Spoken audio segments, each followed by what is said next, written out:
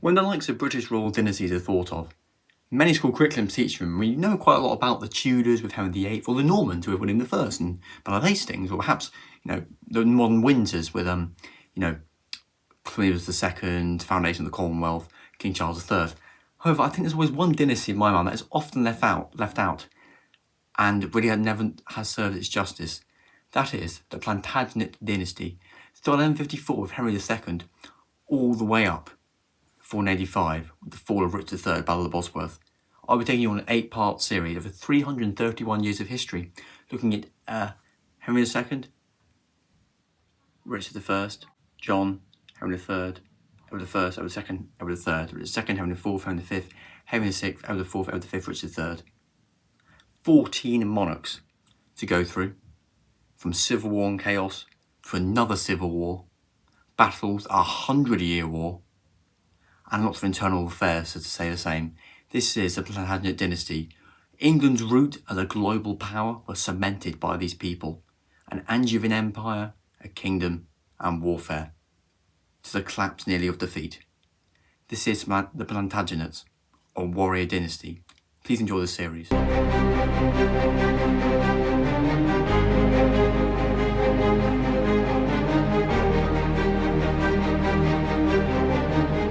Hello, and welcome to the beginning of the Plantagenet series. Let's get straight into it.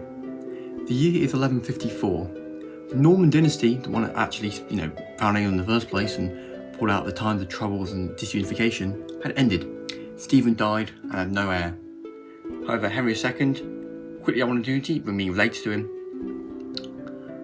was now the King of England, and the Plantagenet dynasty, name of course coming from Geoffrey Plantagenet, begun. Henry II immediately had not the best relationships with church. We'll get into that a little bit later. However, a man himself, he was quite pragmatic.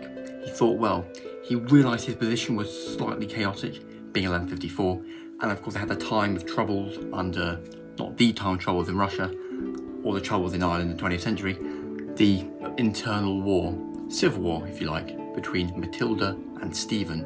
When Stephen was on the throne, Matilda of Aquitaine was constantly fighting over who should be monarch, but of course Stephen, ultimately, since her name is not on the list, monarchs in Britain, Stephen won the war. So Britain was in a bit of a perpetual place and could quite easily be hurt and tangled if Henry II didn't quite properly secure the dynasty. But luckily, like with any, at least first good way to secure a dynasty, he got married, and he married his beloved Eleanor of Aquitaine. Related of course to Matilda, so again, the warring families were now of course at one. Henry II, King of England, with Eleanor of Aquitaine, and of course Matilda related too. So that put any hope of another rebellion such as that on that larger scale occurring again, at least for a few hundred years. Economically, Henry II did secure the country and it increased its economic growth already established under William I and William II, and socially, law and order maintained itself. However, one particular thing many people remember Henry II for, which we'll discuss in this video, is that church relationship that I mentioned at the beginning of the video.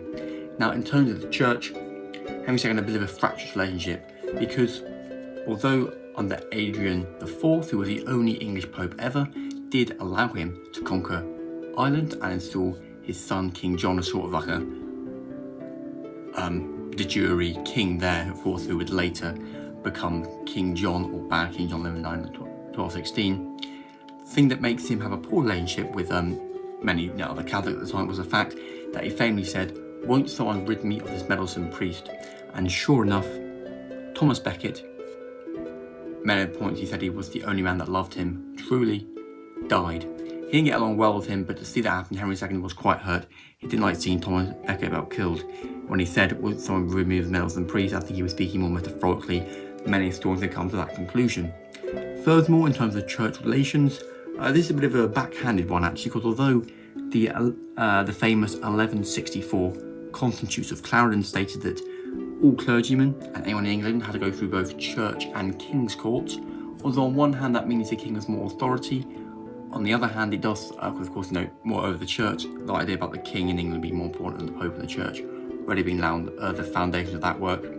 On the other hand, it is a bit more democratic because you're getting few more stages of government. Like we saw in 1100 Charles Liberty to Henry I, England is already opposed to other monarchs, like France and Russia and Austria, already progressing, even in the 12th century. Furthermore, by the end of his reign in 1189, he had reigned for 35 years, so quite a substantial time, particularly at the time, although he was relatively young, only about 21 years old when he came to the throne. He established what historians now refer to as the Angevin Empire. Quick note on the name, Angevin comes from Anjou, which is a part of France, so there's now actually. In terms of the word empire, again, that's a historical standpoint, which historians now call it. Under no way was it an empire. Henry II wasn't really an emperor, it was just territory of England. It was just Britain and its overseas territories being called the Angevin Empire. Because of course a lot of the French western coast was owned by Britain and Brittany, hence where Brittany gets its name from, England. So by the end of his reign, 1189, Henry II did die. Definitely by no means a good reign. The Plantagenet dynasty was going to live on, and old boy did it, because, like Henry II also said, he didn't particularly like his children. Why? Because just before he died, just before Richard I was about to go off to the Crusaders, oldest son Richard, he asked if he was going to be king, and Henry II still couldn't promise him it. So Richard marched with a bunch of some mercenaries and troops to try and attack Henry II, and while walking, Henry II just collapsed and he was dead. So he dead far, not too far away from it being 1189. Richard I, of course, secured a dynasty. He was now the second Plantagenet monarch, reigning for 10 years. As for King John, well, we'll come back to him. And he indeed as well, luckily for King John, Bad King John as we nickname him, he would also get the English throne. So our Plantagenet dynasty is starting off pretty much like the first one in the Normans. Economically and socially, England is still very important, but still quite a lot of people want the throne. A bit of internal chaos, a fair bit of fighting. The relationship with the church is still quite fluctuating, not the best, but then you did have that English Pope, which again helped him secure further England dominance over Ireland, which many British monarchs will continue doing in future stages. The foundation Plantagenet dynasty had been secured, and it's clear that this dynasty was here to stay in England, and future wars with France and other parts of Central and Western Europe were to come. I hope you enjoyed this first episode of our Plantagenet series.